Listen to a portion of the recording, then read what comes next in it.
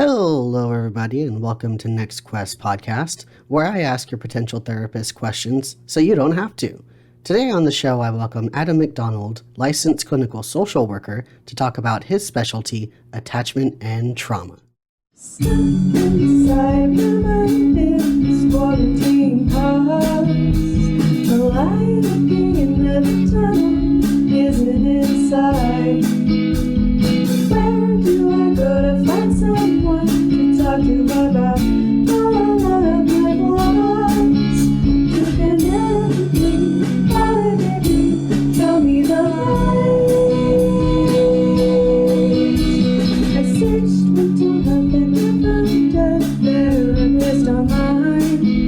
Said I'm anxious and depressed and my coping skills are not fine.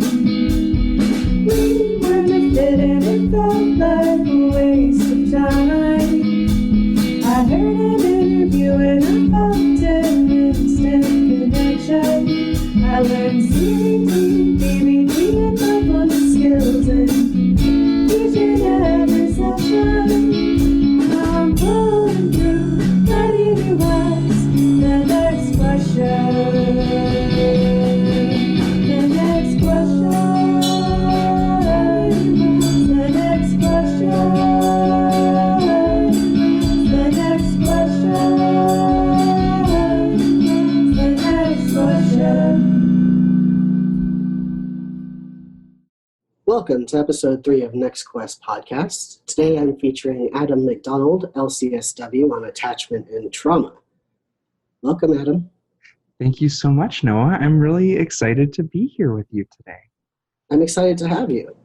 So I've got a bunch of questions for you, and let's rock this thing. Sounds good. Hit me. So what are your credentials and experience? So, like Noah said, my name is Adam MacDonald. I am a licensed clinical social worker. I've been a social worker for 4 years now, and I've loved every minute of it. I've loved some minutes more than others, but that doesn't mean I haven't loved every minute of it. I've worked in a lot of different settings as a social worker. I've worked in a state psychiatric hospital, psychiatric emergency room, and in a research capacity as well. But for the last three years, I've been doing and really focusing on being a psychotherapist. Well, that's exciting. It sounds like a lot of different variety of experience there. Yes, some might say I might feel bored quickly, but I like to think that I'm just a diverse man. Oh, I totally feel the same way. I've worked on crisis teams, IOPs, PHPs, you name it. Yeah, getting all that experience, it informs all of the other work that you do too. Yeah, absolutely.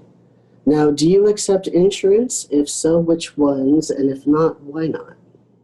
It's really curious that this is happening right now in the grand scheme of my career, that this podcast is happening, because we're in a pandemic and insurance companies are trying to adopt and trying to adapt to offering telehealth as an important covered insurance service. The problem that I've been having recently is that there's been no communication from the insurance company that I've been credentialed with. I don't get any information about the future of telehealth being covered. And I don't anticipate being able to sit in a room with someone and talk for an hour and to have 20 to 30 of those hours in one room anytime soon. So right now, I'm not accepting any new insurance clients. Okay. Yeah. And we'll see how that goes. Yeah, awesome. I know insurance has been a little tricky throughout this process of the pandemic. Do you offer sliding scale? Absolutely. One of the one of the really important things of being a social worker is providing some service on some level without a huge financial gain.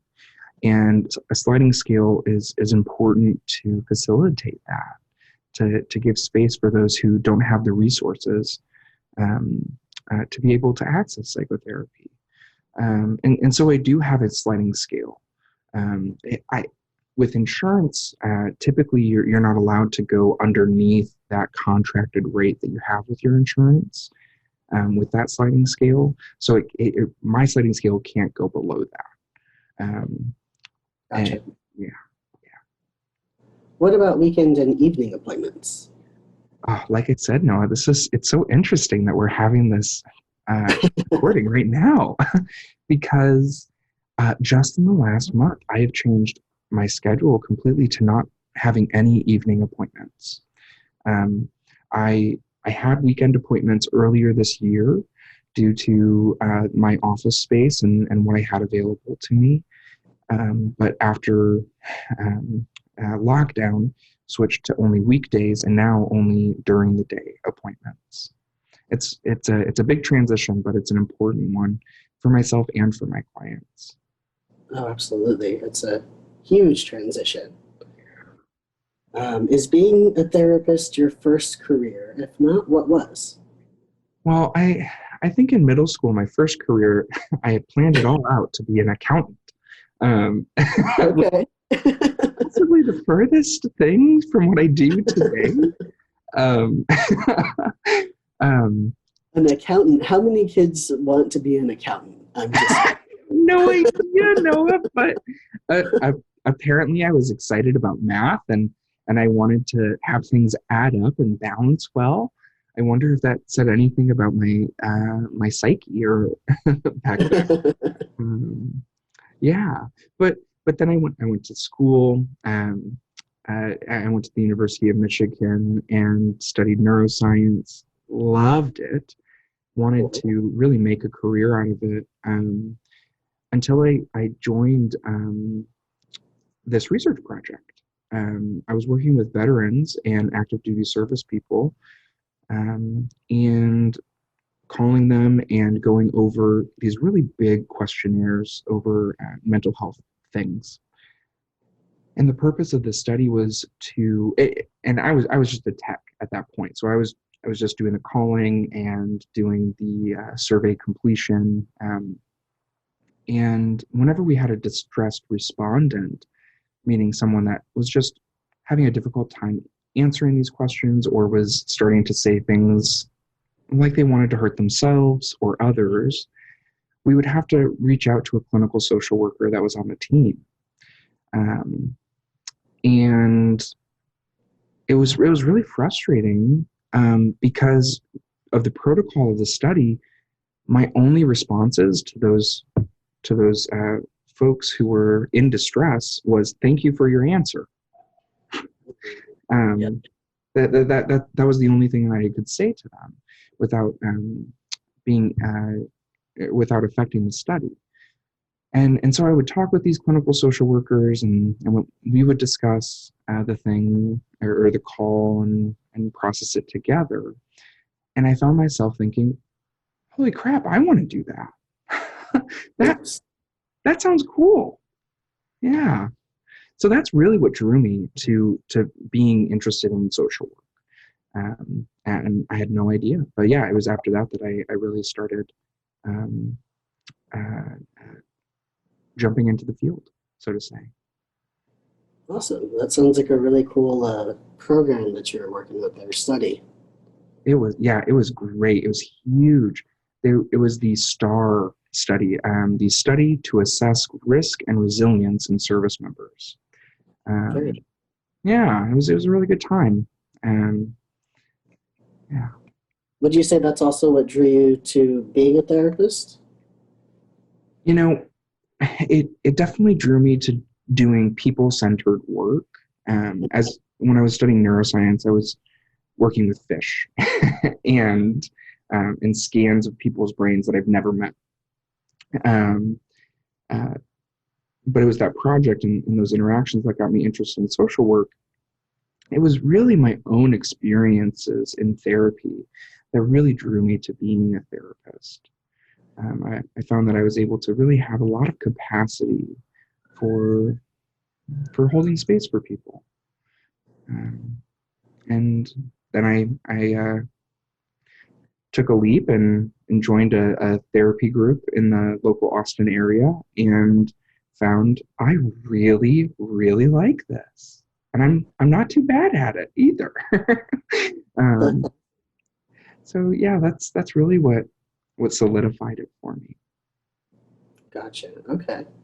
Well, tell us a little bit about yourself. Where to begin, Noah? Well, during the pandemic, I'll be vulnerable right here with you today. During the pandemic, it's been really hard to be myself. The things that I used to do before all this. I'd love to go dancing. I'd love to go hanging out with my friends, going hiking with them, going to restaurants,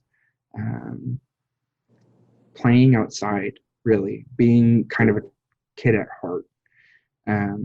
But lately, I've been really focusing on planting. I have so many plants. I might have 50 at this point. Oh, wow. Yes, there's something just so wonderful about nurturing something to life. It's painful when they die. It's very, and it happens way more often than my Instagram would lead people to believe. Most people's Instagrams would lead people to believe. Yes. Behind every green leafy plant you see on Instagram, there is a dead one. But yeah, some other things that I really love are my pets. It's been really interesting during the pandemic. I've been working from home, and my pets are very much a part of therapy.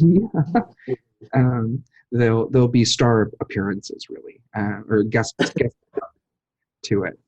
They might be found napping, and even needing some cuddles during the session, which has been very very welcomed by almost all of my clients.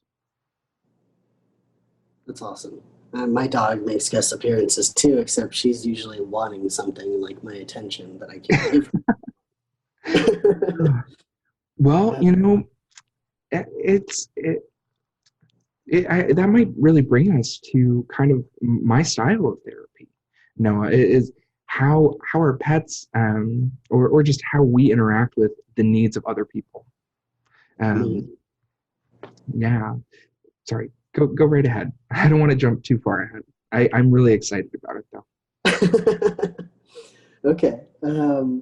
What modalities do you draw upon in therapy? Primarily, I work with attachment theory. Other modalities that I use, though, I use EMDR. I'm certified as an EMDR therapist, which is eye movement desensitization and reprocessing. That might not have provided any more clarity by me saying what those letters mean, but it's a trauma-based therapy. And so I really focus on attachment and trauma with folks. Cool. Okay. And a lot of folks have a lot of trauma. Absolutely. And a lot of unprocessed, untalked about, and invalidated trauma.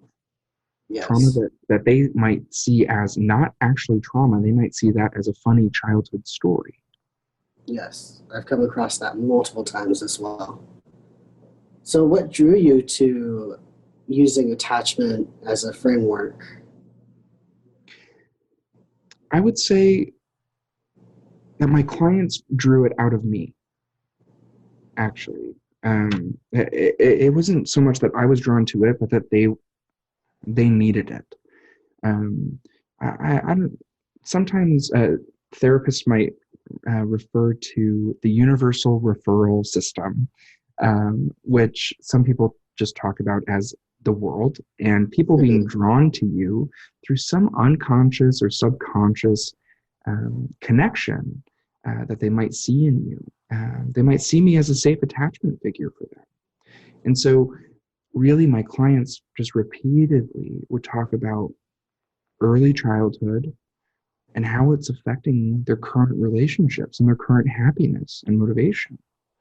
And so I found myself jumping into the literature, jumping into those trainings, and it's really guided me to where I am today with my work.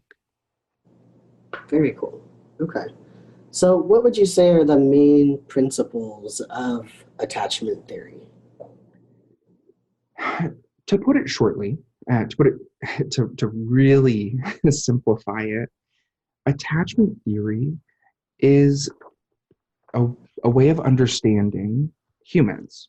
And the theory is that the repeated interactions with our early life caregivers, that could be parents, grandparents, uncles, aunts, babysitters, whomever, that those repeated interactions develop our understanding and working model about how we see ourselves in the world. And so when we take attachment theory and put it into therapy, what I like to explore with people is security. Attachment theory really posits itself that if you, as a child, get repeated interactions with caregivers that are really attuned to you, meaning they understand you, they accept you, they love you, they give you affirmation, that those repeated attunements lead to security, lead to ability to take risks, to bounce back from missteps, to create, to walk into the world with confidence and resilience. And not everyone gets that. Right. And so, yeah, when we bring it into the therapy room, I try to be that secure attachment figure for folks. And that's really kind of the basis of my work. Gotcha. Okay. How does our attachment style develop, and when is it most critical, and when is the most critical time in this development? That's a hard question. Because attachment theory, it has a lot of science behind it, and it is a theory. Right.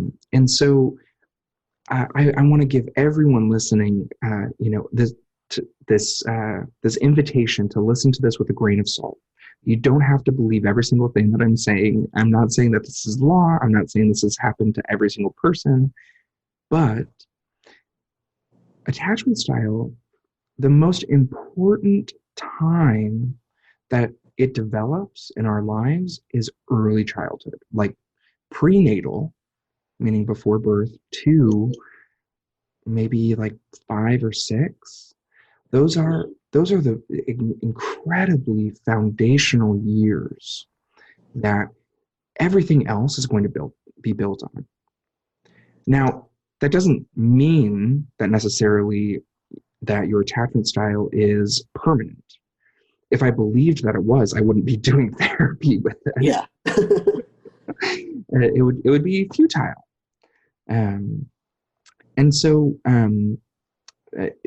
some of the ways that that your style is adaptive is that over time, you can have those repeated interactions with important people in your life to create a sense of safety. How difficult that is really dependent on those first few years, though. Mm-hmm. Okay. What impact can trauma have on the development of our attachment styles? Oh, it can have the biggest impact. maybe it might feel helpful to say what trauma could be too. Right. So when we're talking about trauma, there's some ideas out there that there are big T traumas, like car accidents, assaults, violence, explosions, things that are very big and shocking. And then there are these small T traumas. Small T traumas could be those relational traumas that happen throughout adolescence, where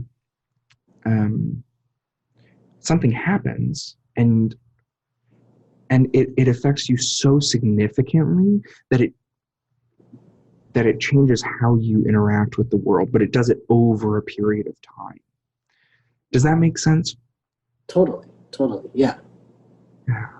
Yeah. And so looking at trauma regarding development of attachment style, when you're a child, when you're an infant, a baby, you cannot do anything on your own. You can't get any need met whatsoever on your own.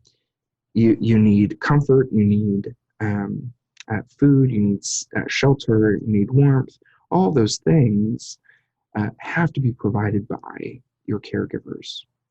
And trauma could be any of those things not being there when during this really important developmental time.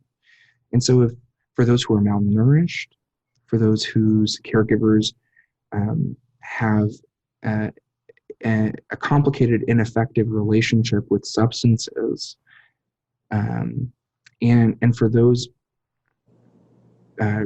children with pretty significant disruptions in their feelings of safety with a caregiver, such as if a caregiver leaves unexpectedly or is taken unexpectedly, that can make that baby, that child, have a deep understanding that the world is not safe and that they cannot depend on other people. That can be pretty hard. Yeah. For someone. Yeah.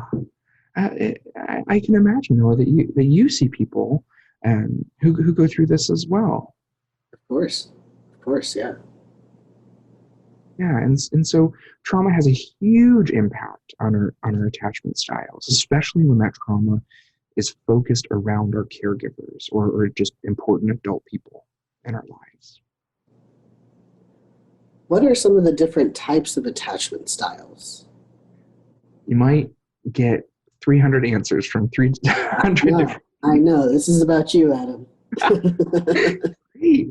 Well, so as adults, there are really 4 different types. There's the secure. That's the one that I was talking about, where repeated interactions with people leave you feeling safe, grounded, centered. That's the nice one. That's the one that's easier to work with. And then there's the insecure attachment styles. One is called the avoidant attachment style, and that's one where there's a belief that so let's say that I have avoidant attachment style. That means that I believe that I am okay, but that other people cannot be trusted. Mm-hmm. And then there's the anxious attachment style as an adult, where there's this belief, and let's say that I have this anxious attachment style, that I am not okay. I can only be okay through other people. And then there's another one. It's called disorganized attachment style. This is primarily, you'll see disorganized attachment styles in adults from significant trauma in their childhoods. These are folks who have a really unstable relationship with attachment to others and to themselves. You can't really depend on anything when in a disorganized attachment style. And so those are the 4 that I work with. Those are the 4 that I as a therapist, primarily work with. Some find it interesting. I currently don't work with children or adolescents. I primarily work with millennial and Gen X folks, and to help that attachment style adjust. And so those are the main attachment styles that people see. Now, it's interesting because some people have different attachment styles in different domains, meaning like work, they could be anxious, but in romantic relationships, they could be avoidant. And that's also something that I work with too, is exploring the mixed types as well. Okay. How might each of the attachment styles present in relationships with others as an adult? I guess more specifically here, like romantic relationships, adult relationships. Amazing question. This is the bread and butter. Right. Of my work. I really focus on relationships, and so each attachment style, a secure attachment style, will show up in someone being feeling safe with their partner, feeling like their partner can do anything that their partner wants to do, and that partner will come back to that person. There's an assumed safety that eventually you will come back together, connect, and be intimate and vulnerable with each other. The avoidant, the anxious, and the disorganized attachments look extremely differently. So the anxious attachment in romantic relationships can look like your partner hasn't texted you in 2 hours, and you get extremely worried. You start thinking they're cheating on you. You start thinking they've left you already.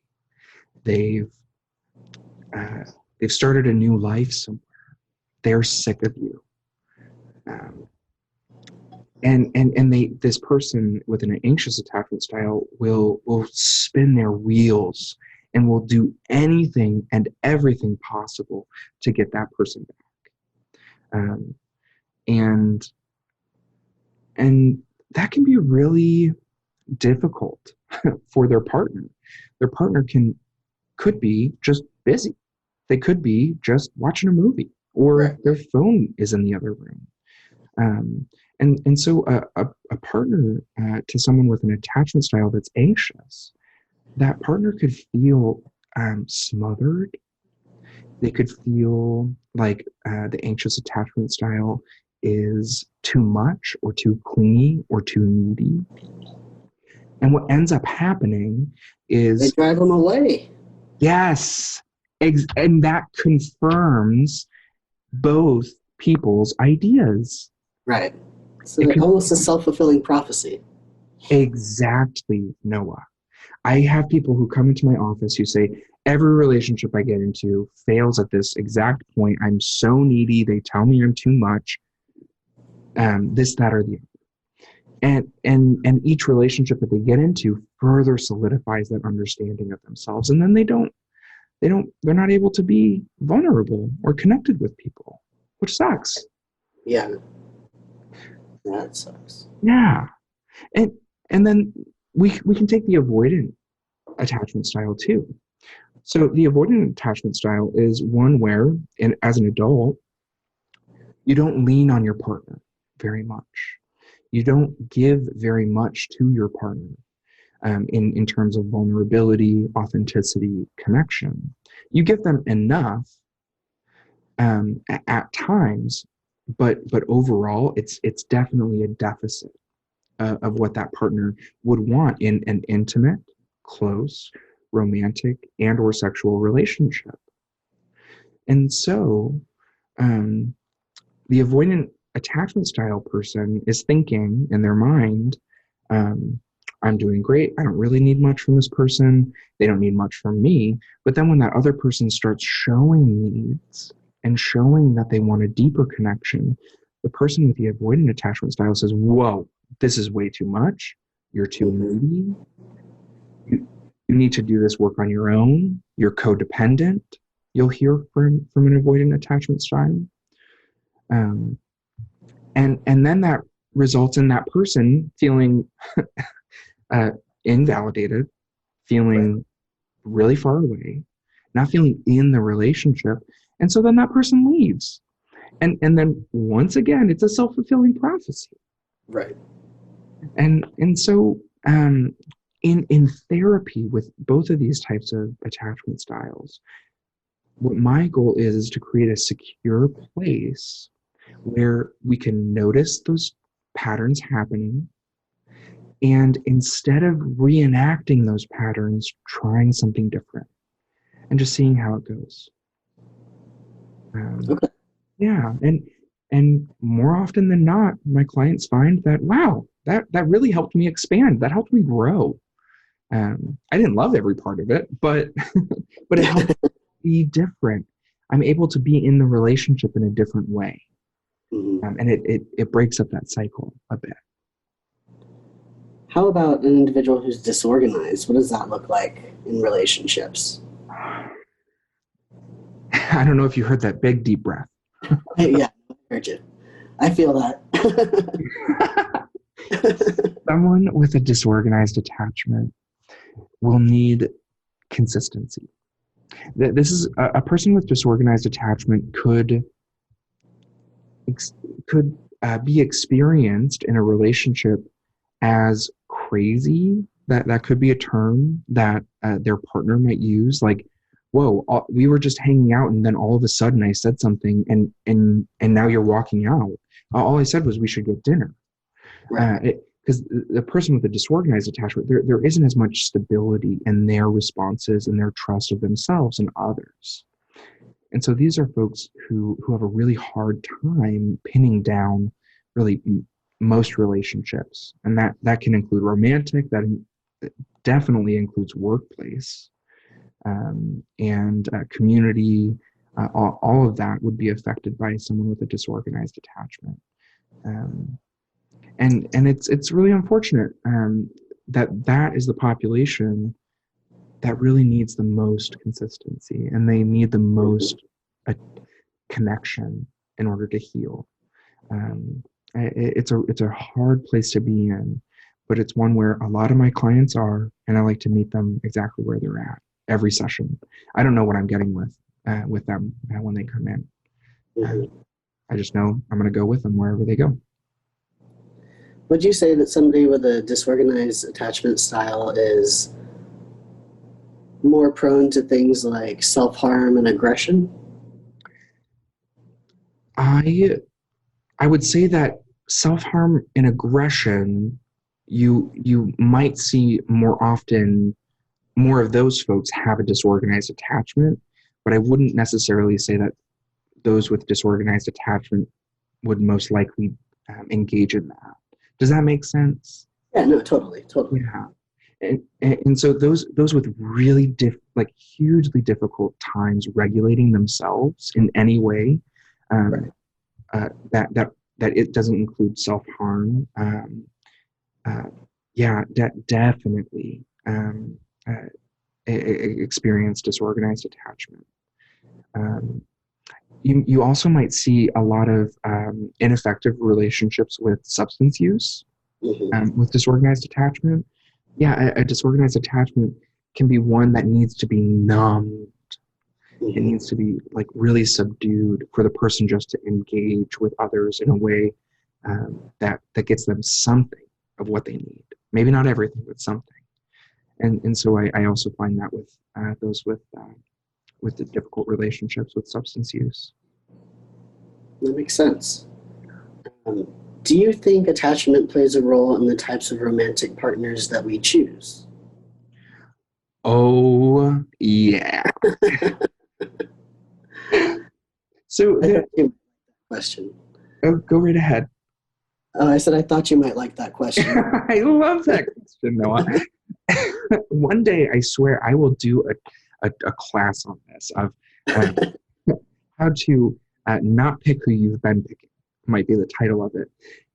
So it might be surprising to hear this, but it might not, that about 50% of adults out there are securely attached. As a psychotherapist, most of the people that I encounter really don't fit in that label. And so secure folks look for secure folks. Right. A secure person is going to see, or if they engage with someone who's avoidant or anxious, they're going to be like, I don't like this. I'm going to get my need met elsewhere. This isn't working for me. We need to end this. I'm comfortable ending this relationship so that I can pursue something that is meaningful.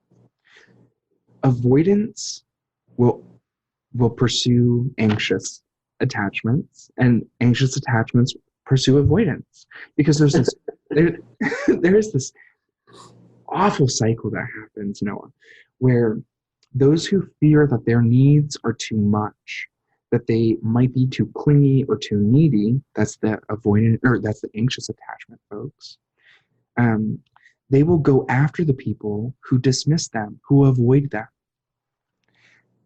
because that's how they know how to interact. They know how to interact with someone who doesn't think that their own needs are important. Right. And so anxious will pursue avoidant partners constantly. And the same thing goes for avoidance. Avoidance deep down really don't want to avoid. They really do want, on a very deep level, to connect vulnerably and to connect authentically and deeply. So they see the anxious attachment style. They see, oh, this is a person who has needs and wants. Like, those are the cool things in a relationship that I don't really have that I might want. And then they both get in the cycle again, where the avoidant pushes further away from the anxious, and the anxious pushes even harder and becomes more needy towards the avoidant. And typically that's just a cycle until you find someone that's more secure, that helps you move towards security. Some people,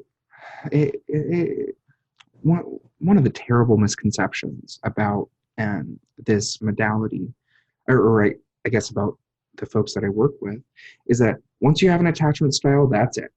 That's it for the rest of your life. And that is just so not true. When we work with someone who's more secure than us, when we connect with them, they help us move towards security. So for those out there who are listening and think, gosh, I just keep getting in these relationships, and these guys or these girls or these people just keep telling me I'm too much, stop going after them. Because they're not enough. They won't. Is that your clinical recommendation? For my clinical recommendation, is to counseling. Right. Yeah. But really, the real clinical recommendation is try something different. Mm-hmm. Jump in, notice a pattern that you're in, try something different. It's going to be terrifying. It's going to be potentially really sad. And so you'll need support as you try these new things, as you try these new patterns of relating to people. Otherwise, you'll get burnt out. And so that's really my therapy in a nutshell, I guess. That's the clinical recommendation I have. Okay. So I know you mentioned, attachment, working from an attachment perspective helps with trauma. Is there any other uses for it clinically?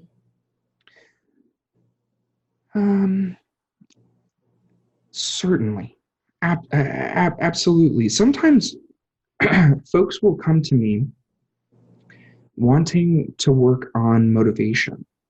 Mm-hmm. And Noah, like, when you hear that, like, what comes up for you? Like, when you hear someone say motivation, I want to work on my motivation. Oh gosh, a whole screen with like white typecast font like DOS comes up in my head. I think about, depression. I think about anxiety. I think about their relationship with themselves. Even relationship Yes. with others. Yes. Attachment is not just about our relationships with other people. It's about how we connect to ourselves. And when someone comes in for motivation, sometimes they want a quick fix. Sometimes they want tips and tricks on how to do the work that they've been procrastinating to do. And what I really explore with them is, what are you working for? Like truly, is it just to pay the bills? Is it so that you can enjoy connection with other people while you go on picnics or travel or go to restaurants or see new movies, experience new things? And so attachment, it certainly is not just for trauma. It can be for a whole host of other things. Whenever there's a block that a person feels for themselves in their world, I tend to think that there's something going on with how they relate their worthiness to the world. Does Right. that? Yeah, no, that makes total sense. I know you had mentioned one common misconception is that people think, their attachment style is set, when in reality that's not true. Are there any other common misconceptions you think are noteworthy about attachment and trauma? Oh, well, about a trauma, definitely. There's a whole other podcast, I think, that we could do. Yeah, no, for sure. Conceptions about trauma. The things that really stand out for me are that attachment styles are a misconception is that they're permanent. They're just not. But then another misconception is that people who go through trauma, that one trauma will affect everyone equally. Mm-hmm. So an example of that would be 9/11. 9/11 affected everyone differently based on a whole host of characteristics. Some people who were really close to some of the sites where there was violence and terrorism adapted fine. They went fine into the world. Other people had an extremely difficult time. And so trauma does not look the same on every single person. One thing could be traumatic for one person and not for another. Right. And a disservice that some people get and when talking about trauma is that they're told, well, you were fine. Nothing bad happened. You just saw something bad happen. And it invalidates their experience. And so that's a common misconception. Another one regarding attachment is that we're just going to crap talk your parents. Yeah, it's all their fault. Okay. And the thing is, that's not the case. That's not what I do with my clients. Your parents or your caregivers did as best as they could. We're not going to spend sessions upon sessions talking about how terrible they did. We are going to talk about how you are in the world and how that could be connected to some of those early life experiences, including trauma, including misattunement, and in no way is it my goal for you to not like your parents. that is, I do get that once in a while. Someone will say, well, it feels like we're being really mean to my parents. And I'd say, well, no one's perfect, and you were affected by them. We get to talk about that. Yeah, okay. What kind of experience do you have working with particularly vulnerable clients, such as those who are transgender, undocumented, or BIPOC, to name a few examples? personal experience with these populations include friendships, being involved in community organizations with those, helping advocate for those in some of these populations. I would say that the most important experience, Noah, is personal exploration into how I can show up for these folks. Right. And I say these folks, I'm meaning any vulnerable or marginalized identity or population. Specifically, I really enjoy working with gender exploration, gender identity work. I also love making space for anyone who doesn't identify as cisgender, and making a safe environment for them to just process and to talk about stuff. Regarding BIPOC, those who are Black, Indigenous, and or people of color, I do consistent anti-racism work.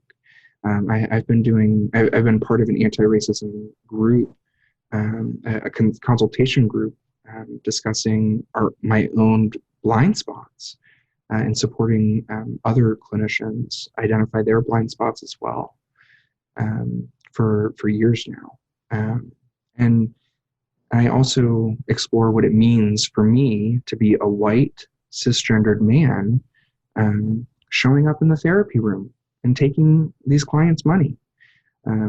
It's not something that I take for granted, and it's not something that isn't spoken about with my clients. I invite that conversation, and I also don't pepper them with questions about it. If someone is transgender in my office, maybe they're not there for being transgender. They're there because of their relationship issues. I'm not going to focus on something that they don't want to focus on. Right. Yeah. I'm really glad to hear all those things, Adam. Oh, good. Yeah. I mean, I still, of course, have a long way to go to continue this anti-racism work and to make therapy spaces and just this world more inclusive and accepting. But I look forward to the challenge. It's going to be lifelong, even after I'm retired. No, it's. I think it's lifelong for all of us. How are your sessions structured, if any? You know, I'd like to say that I have an idea of what's going to happen. You know, the only structure that really comes up for me is that you show up on time. And if you don't show up on time, we talk about it. And then from there, I just say, how are you doing? And we just kind of go from there.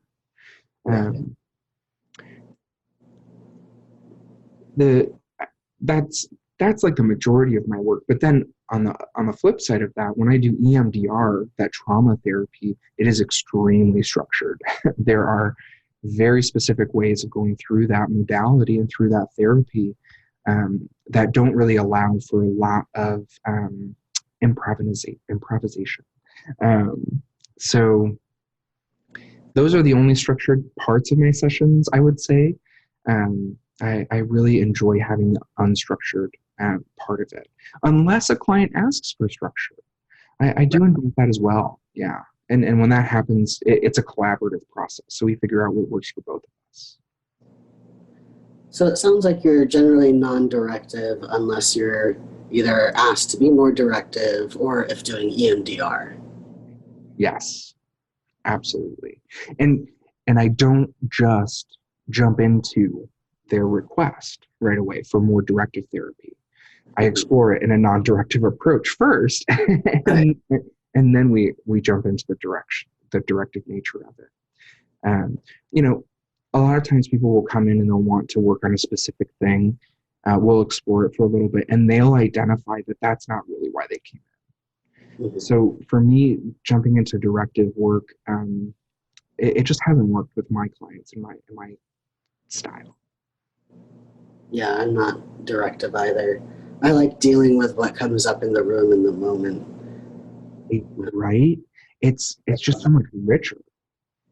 Yeah.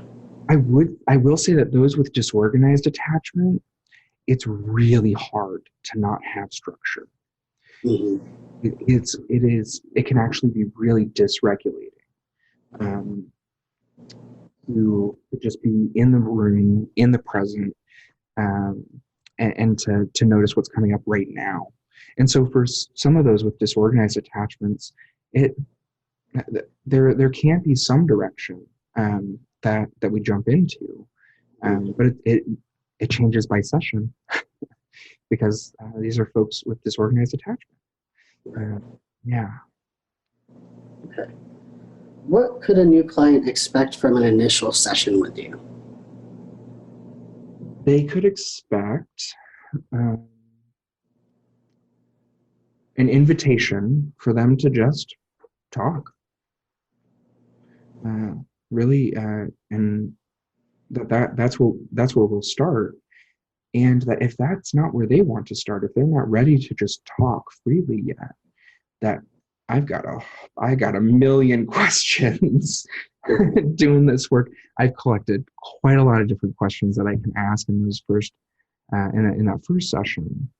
I will say, Noah, that at some point within that first session, we do look at their relationships, talk about what's going on for you now, who's there to support you, who's been there in the past for you, how's that worked. But really, that initial session, it is quite non-directive. Okay. What about sessions on an ongoing basis? What could clients expect from you there? They could expect me to kind of knit together a tapestry of what they're telling me. Mm-hmm. I like to say that I bring in things that they've said months ago that they may have forgotten about, to the situation that's happening right now, and to notice those patterns that are going on. That ongoing work is really about developing an understanding of how this person interacts with the world. And one way that we do that is through our own relationship, the one between the client and me. And we'll talk about how our own relationship changes throughout our work together. And we'll talk about how that may be different from their experience as a kid or very similar. Okay. How would you say your clients would describe or experience you? I think they would describe me as warm, comedic, gentle, but also challenging at times. A soft challenge, I think, is how they would describe me. Okay. And how would you define holding space for someone?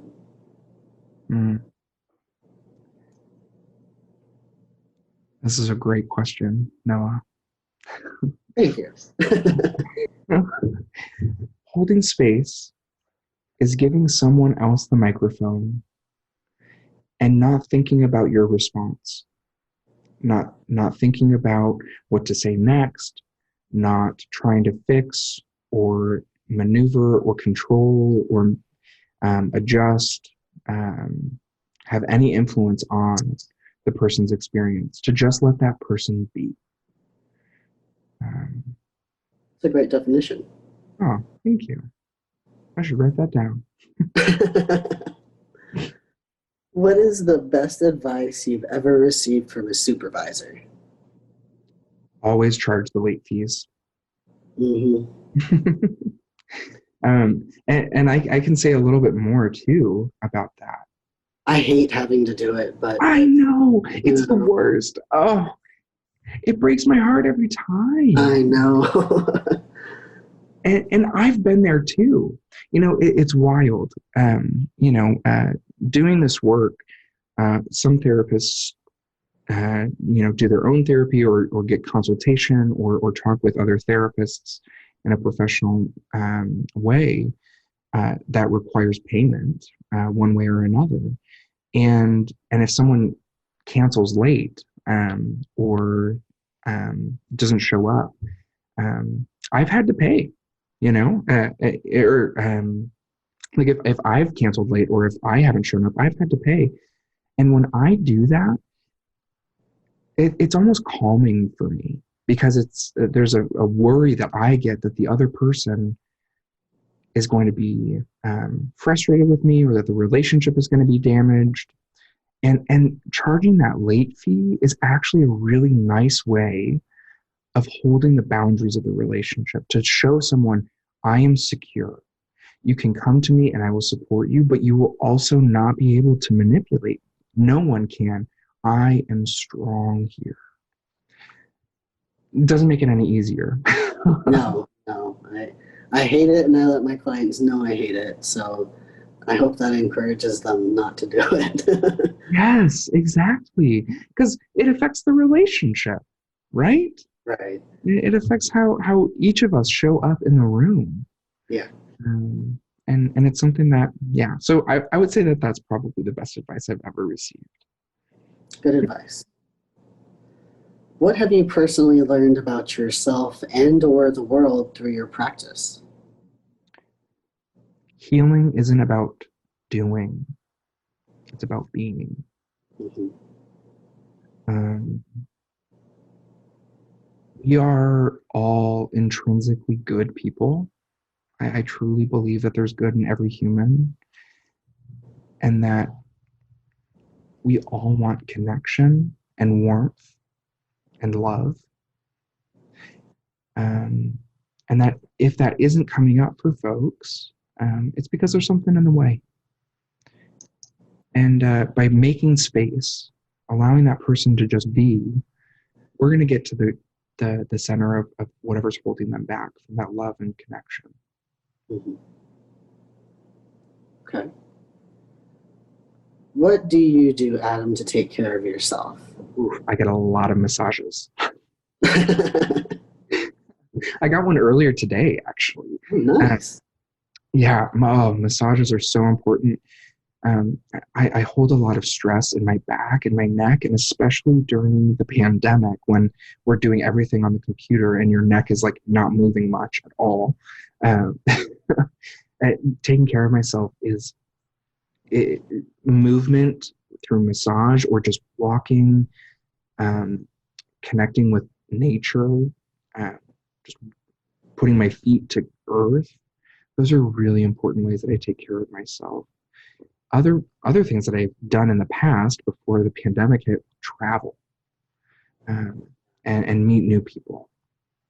I also I'm also a client myself. That's one way that I take care of myself. Mm-hmm. Yeah. Okay. How would you define happiness? Probably not very well. It's so hard. I've never really. I think throughout some of my work, I've noticed that happiness is just a fleeting moment, Mm-hmm. and that to define happiness is to include sadness. That we have to have that reference point, or else we can't really know what happiness is.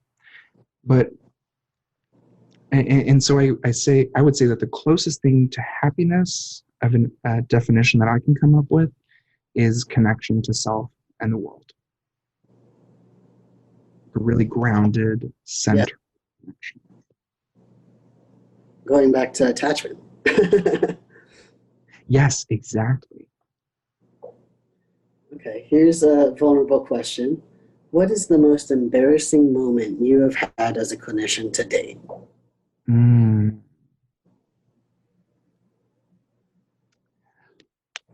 I no-showed a client. Whoops. Oops. Totally scheduled it. And then a week later, when it happened, I looked down at my phone and there's a voicemail. I remembered right away. Oh, dang it. So that would definitely be the most embarrassing moment I had. I offered that person a free session, I will say. That's nice. I think that's, respectful and, makes sense to do. The worst I've done is I double booked myself once and had to sort through that, but everybody was really understanding, so it worked out. That's great. I've done that too. That just didn't surpass the embarrassment I felt by no showing. So there's probably a lot more too.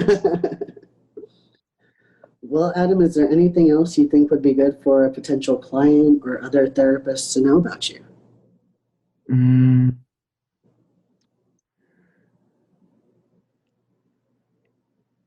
Something that I don't think I've actually mentioned today. I identify as a gay man myself. And I feel like that's really important for folks to know who want to do some deep work with me.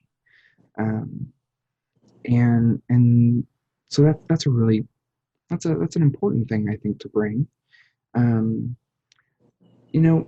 For potential clients, if you've listened to this or if you've been listening to this and you think someone else might resonate with me, all you have to do is reach out and we'll see what we can do. Okay. And Adam, what is your website? It's really easy. It's adamtherapy.com. That is easy. My last name is MacDonald, and it's spelled a million different ways by a million different people. So I thought, let's keep it easy. Just Adam Therapy. Very smart. Well, Adam, I appreciate you being on the show and being vulnerable on here. Thank you so much, Noah, for having me. This was really fun. Yeah, I had a great time. I know that if somebody wants to work with somebody from an attachment perspective, who I will refer them to. So I appreciate having name on hand. Well, thank you everybody for listening to the show today. We will have a new episode next week. And until then, take care of yourselves. The next question. The next question. The next question. The next question. Thank you for listening to NextQuest Podcast. I learned something new today and hope you did too. Join us for our episode next week featuring Dr. Joe Eckler on their specialty, chronic and invisible illness. NextQuest Podcast is sponsored by Jan Dimmitt Resources. Save yourself the time and stress of credentialing and let the experts at Jan Dimmitt Resources do what they do best. For over 20 years, Jan Dimmitt Resources has provided administrative support and credentialing services to mental health professionals in Texas and beyond. Visit their website at jandimmitt.com. That is JANDIMMITT.com, or call 512-731-5725 for more information on all the ways they can make running your practice easier for you. NextQuest Podcasts, brought to you by NextQuest Counseling, relies solely on donations to keep this project going. Please consider becoming a patron on my Patreon page at www.patreon, that's patreon.com/NextQuestPodcast, or making a one-time donation on my website at www.nextquestcounseling.com/aboutnextquestpodcast.